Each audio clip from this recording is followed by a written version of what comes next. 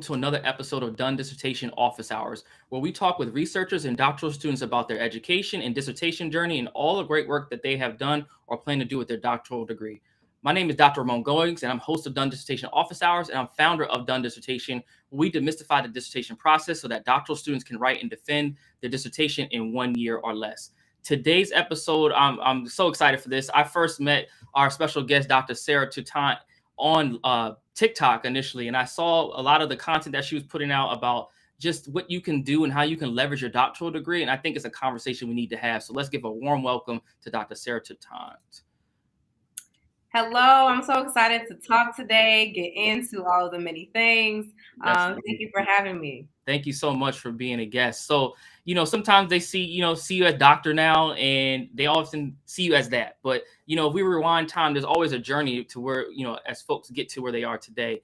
And so where I want to start, and I always like to start my guests, is just, if you could talk about, you, let's say, going into, high school, undergrad, did you always know that you were going to get your doctorate? Like, was this always in your plan?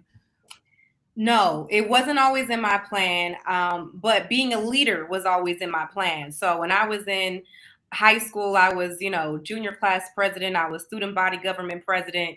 I loved leading, and that was something that once I got into undergrad, I continued to do.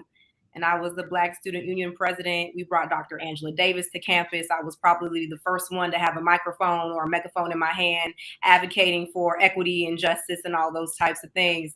And it really wasn't until I had mentors in my undergraduate education that explained to me what a PhD even was. Mm-hmm. I thought that, the only type of doctor out there was the person you go when you need somebody to, fix your leg or something. I didn't know what a PhD was, right? And I quickly learned once I got to the doctoral program. But once I finished undergrad, I went straight into my master's program at USC, University of Southern California. And then I decided to be crazy and go get a PhD right after it. So I went consistently through. What made you stay consistently through school? Because I have a client right now who's actually studying that, like Black women who go straight through. Wow. And I'm interested in knowing what made you make that decision to kind of just stay straight through. I'm a pretty ambitious person, and I also like things when I want it, how I want it. So for me, it was like I had a goal all of a sudden. It was to become Dr. Sarah Toutant, and there was nothing that was going to stop me from that. That's what I wanted, and I wanted it as quick as possible. So I think part of it is my personality. And on the other hand, I also thought about what it might look like to go get my PhD later in life, and I decided that I wanted to do it quicker. And then I think the last thing, just to be transparent, as I am on my TikTok account, like you've seen, I did not know what I was doing when I was 21, 22. Staying in school was almost a safety net for me because it gave me structure. It allowed me to continuously learn, which I love to do. And I really enjoyed just being able to be in community with other people in higher education. So it was an attractive thing. It attracted me to stay, I would say. Okay. And while you were doing, going through school, did you work as well? Like maybe when you got to your master's program, PhD, or did you always just kind of go straight through and were able to be like a full-time student? Oh, I was working.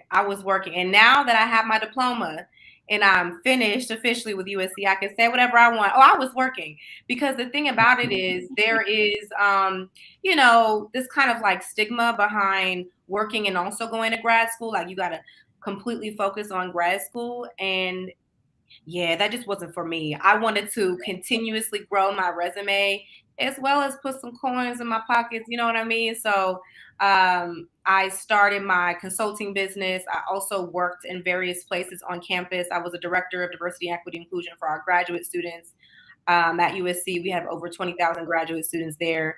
I had various research positions as well, and many, many other things. No, I think that's important because I know for me, I was a full-time teacher during my doc program. I always worked. I mean, I had to play. I wish I had the time to not work as much, but like I just had to work. And I don't know why there's a stigma like that. I don't understand it. I think part of the reason it's a stigma is because academia expects you to pour everything into it. I don't know where that came from or why that is, but people have real lives, real goals, and real bills that need to be paid. Yeah, it's so, you're going through school, working, managing that. What advice do you give for folks who are trying to manage, working full time, part time, and going to school, particularly at the grad level? Right. I think there's a very big balance between making sure you're out, you're showing up and you're being the best student that you can be, but also it's okay to like say no to projects and to work because the work will always be there. That meant for me not hopping on every publication opportunity that there was, right? Or it meant um maybe not reading every single thing that was assigned to me because I knew we probably would not go over it in class. Or I Student read, not reading all the work? Come on, is that how? hey, listen, you know who actually told me not to read everything? Some of my faculty members. Mm, So they told me if you can't read everything, because sometimes it's not realistic to read yeah. hundreds of pages for your classes, read things that are applicable to your research.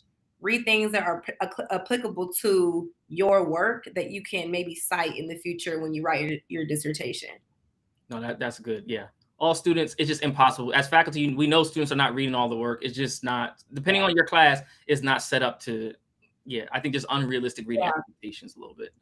And I will also say another way to kind of manage the way I managed work in my classes was I had an identity outside of being a student and outside of working. Like I made Yeah. sure that I had friends that weren't in academia whatsoever, did not care what a dissertation was, they never heard of it. I made sure I had different folks in my life that could remind me that I'm a person outside of this. Yeah, I think that's so important. I have a book called 14 Secrets to a Done Dissertation, and I talk about for students trying to get through this process, you need a reality check partner. So somebody that's not involved with this at all can be like, you know what, Sarah, like let's do something else. Like you spend too much time doing whatever it is. Let's go do this Yeah. thing and kind of take you away. Yeah. It is interesting. I have a lot of people that ask me, well, if you're so busy and you have all these things, like how do you it always looks like you're having fun on the gram? And I'm like, well, I'm not having fun on the gram all the time. But when I do share, it's to remind people that it's okay to have fun. Like it's okay to enjoy your life and whether that means going on a hike with some friends or going out, to grab a drink or watching one of your favorite shows, like it's okay. Yeah, no, that's so important. I'm glad you mentioned that because a lot of folks get caught up with just staying in higher academia, like thinking as a grad student, like master's, PhD, like I got to do and be about this academic life, and there's so much more to it. Yeah. Yeah, Um, absolutely. and so, you go through school, you get into your PhD program. Did you know exactly what the PhD what it involved when you started? Because I know I didn't. That's why I asked that question. Because I know I sure didn't. I'm like, I don't know what this is. That's such a great question. Absolutely not. I didn't know what I was doing. I had some assumptions. Yeah, I knew I would be a researcher. I knew that I would have, at least 2 years of classes. I knew I would have to write this like dissertation, whatever that meant. yeah, Uh, I didn't know how, I didn't know when, I didn't know anything. But I quickly learned that academia is a space that is very traditional. The people that trained me in my program are also very traditional. I went through this, I dealt with this, and so this is how I teach and this is how I do things, and I'm not going to change. mm. So that didn't work for me. And that's something that I learned that I didn't know prior to coming into the PhD program. Now, since things were traditional, did at times you find yourself in conflict with like kind of how the operation goes and like pushing against it, or did you say, "Look, I'm just going to suck it up just to get through this program, and I'll figure it out later"? What do you think? Oh, I definitely pushed back. I definitely did. Honestly, I think that was what inspired me to kind of start sharing on TikTok and Twitter about my Yeah, experiences in academia because I looked around and I said, if this is the way that things are going, that very kind of traditional way, and no one is open to changing the way in which they do things, why is no one saying anything? Why is no one being vocal, right? And right. so um, I was very vocal. I think many of my professors, whether they found out just through word of mouth or whether they found out by me telling them or on my social media, because I know some of my professors follow me on Twitter. They knew that I didn't like the way things were going in academia. As you're going through your doc program, you're kind of getting acclimated. How did you start to figure out what you wanted to research for your dissertation, and how did you kind of start figuring all those things out? Because a lot of students really struggle with that part, trying to make that transition. Yeah, and I really think that the dissertation process for me was actually really enjoyable. I really enjoyed writing my dissertation. I enjoyed being in community with my participants and learning more about their experiences. One of the ways that I was able to kind of figure out what I wanted to write about was actually a real life experience. And I will say that my doctoral advisor actually was the one who told me that there are researchable problems in everyday life. And Sure. sometimes you just need to kind of sit down and think about that. So my dissertation was actually related to one of my personal experiences, and I tied it into my area of study. And one of the things that was also very helpful to kind of help me figure out what I wanted to write about was thinking, what could I write about consistently that I wouldn't get too tired about? Like, I knew it had to be a fun topic, a different topic. So that's what kind of helped me. And then once I kind of decided, I stuck with it. Like, I didn't change my mind, just stick with it. Because either way, you got to write a dissertation. So just stick with the idea and run with it. Right. So tell us a little bit about your dissertation, what you focused on, how you went about that, and yeah, tell us more about your study. Well, my dissertation actually looks at the intersections of race and gender in higher education, but specifically Black women's experiences off campus. Specifically, what are their experiences in nightlife? So I attended the University of Southern California. It's in Los Angeles. One of the things about Los Angeles is that it's a very prime space for nightlife. Now, one of the things about it was I actually had experienced a pretty racist and sexist experience in Los Angeles. I tweeted about it and went viral, and a lot of Black women started to talk about the fact that they were discriminated against when they would go into nightclubs or bars, depending on the area, right? And it went from like lots of people were talking about Las Vegas and Miami and LA, and so I ended up hosting an event on campus at USC to talk about this. I had like 70 people come through to it. And in that moment, I knew, okay, this is what I want to write about. It's different. It's pushing against higher education traditions in terms of the research that we typically do. And I was able to make that dissertation. I interviewed about almost 50 participants and wrote my dissertation. I honestly just changed the title right before I officially submitted it. Okay. But I think it's called like Into the Night, a critical race feminist approach to Black women outside of higher education in nightclubs or something like that. Like, I should actually know this. No, it's all good. It's all good. Once it's done, it's time like you just take it out and just leave that Oh, alone. yeah. And I'm sure, right? I'm sure you can relate to that too. It's like once you finish your dissertation, you kind of let it just sit there for a while. I just finished mine in like November, so. Yeah, congratulations on that. So, all this is fresh for you. And I'm curious, how did you position your study in higher ed? Like, I'm curious, how did you kind of make that context, knowing how higher ed programs kind of get down with their research? Well, I will say I definitely had support of my doctoral advisor on my research, as well as my committee members. My committee members were very supportive. And I think that if you have a committee that is pushing for you to be innovative and do something different, then you're good to go. In terms of how I related it to higher education, all of my participants were college students. Okay. Or they had just graduated from college. So they were specifically talking about their experiences in nightlife while they were in college. And many of them talked about their experiences with white fraternities and what that looked like when they were trying to enjoy nightlife. Because we know, like I said before, I think that it is so important for people to have a life outside of their school life, right? And we know that when undergrads are in college, they want to experience other things outside of the classroom. Yeah. So that's kind of how I went about that. That's great. And so as you are, putting your committee together, you said that you talked about the importance of your committee. So how did you put that committee together? What was your thought process about how to kind of assemble those folks? I made sure that I had somebody that could really focus on my methods. So that was one of my committee members. I also made sure to have somebody that was really knowledgeable in law. So I actually got a professor from the law school to kind of help me out with the work I was doing. Great. And then, in addition to that, I actually found someone who does nightclub work in sociology, and he was a professor outside of USC, and I invited him to be on my committee. And then, obviously, you have your doctoral advisor that's also on your committee as well. That was smart. So you definitely were real strategic in how did you kind of think through that? Did your chair help you think through that? Like, what was that process like? Actually, other students helped me. Okay. So, I think other students that have already gone through this process are very helpful when it comes to figuring out, hey, these are the type of people that you need to have on your committee. These are the people that you should probably stay away from.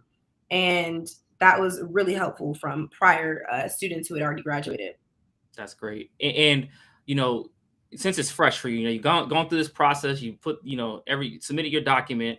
Now looking back, was there anything that you would have done differently about your dissertation and how you went about doing your study, or any advice that you would give to other students based on what you experienced? Biggest piece of advice is write, just write, because it is so easy to kind of get caught up in all of your participants' stories, their narratives, or get really stuck with your data. And you don't necessarily know how to communicate that through words, but you Mm, do. You just have to start writing. Also, I worked backwards. I think my biggest piece of advice is I knew when I wanted to defend. I said, I want to defend this month, this year, and I worked backwards. And I think I was able to do that based off my timeline. So I made sure I had goals every single month that I wanted to reach. And I also made sure I gave myself an extra time in case I did not reach those goals. gotcha. That was smart. Most people think about that too late, and they're like, "Man, I'm a year, and I've been in this for a year and a half, and I'm still not done." So that's perfect. So how long did it take you to do from beginning to end, like your dissertation part, that part of your process? That's a great question. I honestly did it pretty fast because I really honed in and was like, I need to graduate. I need to get out of here. I started my dissertation early, to be honest. I mean, even in my classes, I Mm, had ideas about, okay, I know I want to write about Black women. So a lot of my papers in my courses were around that. So that helped me with my literature review. I don't know how everyone's qualifying exams work, but my qualifying exams directly related to my dissertation. So I was able to pull that as well. So I'd say I started working on my dissertation when I was in courses. okay. But in terms of the bulk of the writing, it happened within 6 months. It really did because I wrote every single day. I know that's not realistic to everyone, but for my goals, it just made sense for me to write every single day, and I was able to finish. I tell people that all the time. That's why I teach people my process. I wrote mine in 7 months, but literally, Mhm. it doesn't take that long to do it. Come on, exactly. I really appreciate you saying that because I know I try to be sensitive to everybody's work styles and their processes, but somebody told me it really doesn't take that long to finish. Like, it doesn't. You can do this. Yeah, especially like the proposal phase, you have control over your writing. So the way I coach my clients is like, look, we're gonna do a chat. You do a chapter a month. By the time the Mm, proposal is done in 3 months. Now you might be waiting to defend. That's a whole nother issue, but you can't do anything about that. But you can have the writing done for sure. yep. The Yeah, writing is done, and you're like at that point, what, 3 chapters in, you're like halfway done. yeah, yeah. So I'm glad that you said that, because that when people hear me say that, like, oh, you're just saying because you're Yeah. an outlier, but like, no, this can be done and it can be manageable to do it. One of my friends finished his PhD in 3 years, almost like 3.5 years. I finished mine in 3.5, and I think he did his in three. Like, and his dissertation was 700 pages. So Hmm. it's probably more than that. If he sees this, I know he has the specific page number. But that being said, he wrote every single day. So it's just based off of when you want to finish. So I hope folks are, when they listen to this, like, take that advice about really backwards mapping their process and then figuring out, what the steps look like. Because I think that it can be done very quickly. And again, we don't want folks in these doctoral programs just wasting money. Hi, this is Dr. Ramon Goings with the Done Dissertation. I want to say thank you for tuning in to Done Dissertation Office Hours. As a special gift, I want to provide you a 10 strategies to complete your dissertation in 1 year checklist. This checklist provides strategy on how to improve your academic writing, how to navigate the dissertation process, and how to select committee members to ensure that you get through the dissertation with the least amount of headache. To get access to this checklist, I invite you to visit www.dissertationstrategy.com or text hashtag free FREE to 301-701-2466. Now back to the show. I found you on TikTok and you've been, been able to develop a community online. And I think a lot of folks with their terminal degree want to do that type of work and want to be more forward facing and like just have a community. And I want to talk about like how did you build that and what would that process look like for you to kind of build that online following? Right. So, I have to be honest, it was never intentional. That wasn't something I had originally thought about. However, I thought TikTok was fun and I wanted to try it out. And so I just kind of started talking about my experiences in academia. And I think my first TikTok that kind of went a little viral was me making fun of how grad students write. And I really thought no one would see it like everybody always says, right? I didn't think anybody would see it. I really did not think anybody would see it. And I was kind of embarrassed that people did because it was like joking around with like a funny voice or whatever. And from there, people in the comments kept talking about, oh, like we want to learn more about your experience in a PhD program. And I was like, are y'all sure? And so I kind of just started sharing more and it went from there. And then I started to realize that people genuinely needed supports and needed people speaking about their experiences so that they didn't feel so alone and isolated. Yeah, that's great. Did you receive, because I get this a lot, from folks, they ask me, well, how do you build, audience online? And like, well, I'm just concerned about the backlash. So like from you, is that something you ever had to think about or consider with the Yeah. work that you do? Yeah, people are shady. And I love people though. I love people because you know what? People are always going to have something to say that they're not going to agree with, or they're going to want you to say that, well, this isn't everybody's experience, a bunch of stuff like that. I definitely receive a little backlash. But that's Because you were in a position where you were a student at the time too, for a lot of that, like talking about the system that you were in. So I'm curious as to how you kind of manage, like, oh, my professor might see this.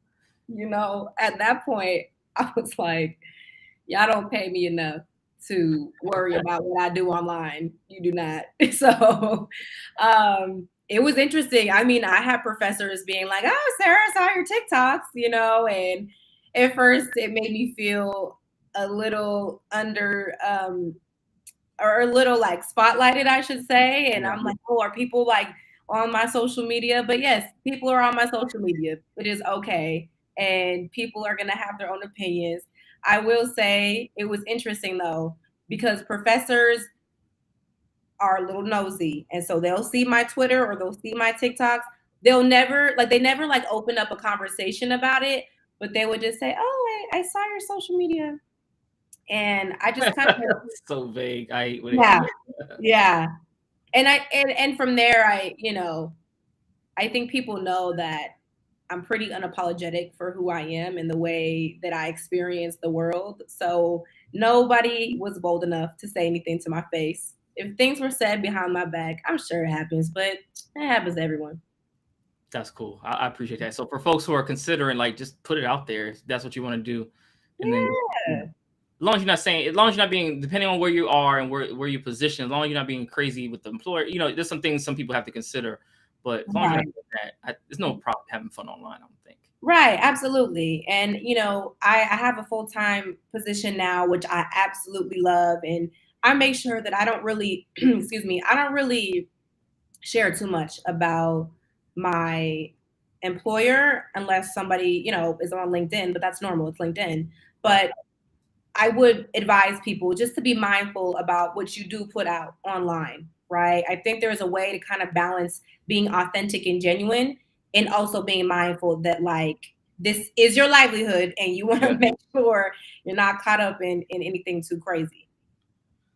Hi, this is Dr. Ramon Goins with the Done Dissertation. I want to say thank you for tuning in to Done Dissertation Office Hours. As a special gift, I want to provide you a 10 strategies to complete your dissertation in 1 year checklist. This checklist provides strategy on how to improve your academic writing, how to navigate the dissertation process, and how to select committee members to ensure that you get through the dissertation with the least amount of headache. To get access to this checklist, I invite you to visit www.dissertationstrategy.com or text hashtag free FREE to 301-701-2466. Now back to the show. I'll preface this by saying that this is just my experience. I never want to discourage anyone from pursuing their goals if they are academic bound. I started thinking from a very young age, I wanted to be a tenure track Black woman professor. There were not that many Black women in the professorships, and I wanted to be one of those. However, I quickly learned in academia that I had some very racist and sexist encounters. In addition to that, I don't think that academia is a place that fosters inclusion and equity, particularly for women of color, specifically Black women. At the same time, I was not okay leaving students. I love teaching. I love being in that type of academic synergy with students and listening to their stories and teaching. But I really had to make a decision for myself because the students, they will graduate and they will leave. Yep. And there will be more students who graduate and they will leave. However, was I going to be okay with my decision at the end of the day, staying in academia? And I realized that I wasn't going to be. I wanted to leverage my PhD outside of academia. I also knew it takes a very long time to get tenure, which is just something personally I did not want to have to deal with. And I'm gonna be very transparent. Academia does not pay what I'm worth. And I think that that was a very personal decision for me to leave. No, that's so true. A number of things. I think people are thinking about this, but oftentimes don't come to terms with it because it's just the way we're trained in doctoral programs. And so, as you're coming to this realization, what happens when you start expressing these opinions about like, no, I'm not going to do this? Like, what were your professors like? All right, that's cool. Or was someone like, well, why don't you reconsider? Like, what was their kind of slant on this? I definitely had a few professors say, maybe you should reconsider. Perhaps it will be different once you get a professorship. And then I was like, well, have you seen the job market? Because the job market for tenure track positions ain't it. And they said, oh, well, that wasn't the case when I was on the job market. And I was like, respectfully, that was like 10, 15 years ago that you were on the job market. So I did receive a lot of, I wouldn't say a lot, I'd say a few professors that encouraged me to stay. One of my responses to them was, as much as I appreciate your perspective, you're not going to have to deal with the consequences of your advice. I will.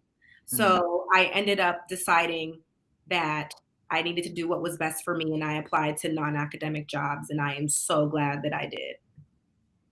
That's great. And with that, so now you decide not to go do academia, which is great. You find your position, and you also do consulting. So I'd love to learn more, and for our audience to learn more about your DEI consulting, and tell us more about all that you do. So I've always done diversity, equity, and inclusion work since I was 18. I was 18. I mean, I majored in sociology and critical diversity studies. I was the Black Student Union president. Angela Davis is actually the one who told me to go to grad school, and she inspired me to do so. So I've been doing equity work for quite some time.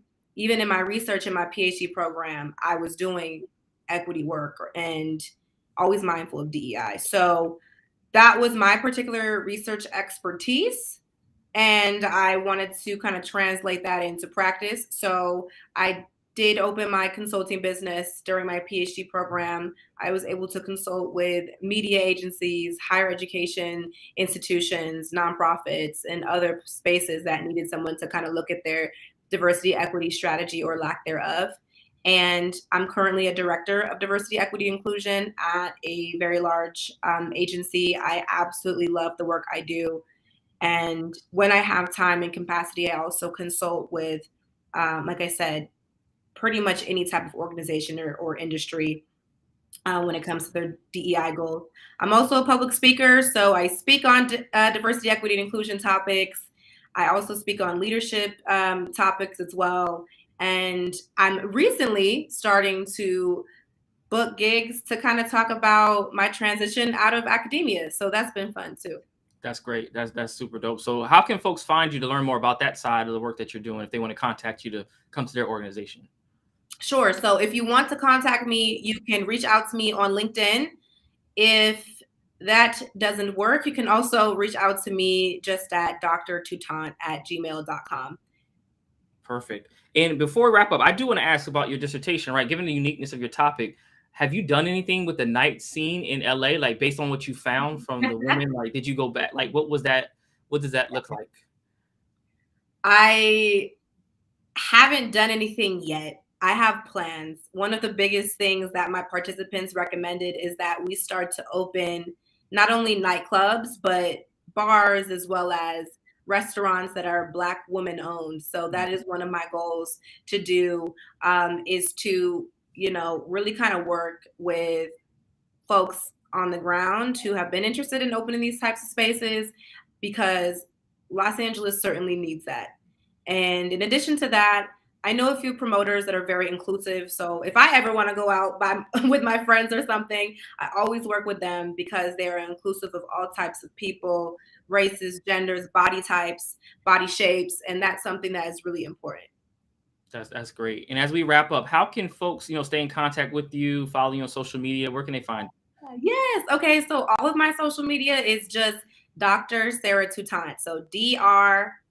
Sarah Toutant. My Twitter, Instagram, as well as TikTok is all Dr. Sarah Toutant. All So right. if you want to stay up with the videos and the conversations, I would say the best place is TikTok and then Twitter, but TikTok is where to find me. As we wrap up on your TikTok, I'm curious. There's some people who want to do that side of the house in terms of create content. Do you have a schedule that you go on to create your content? Are you mindful of it like in that way, or is it just like whenever the inspiration comes, you put something out?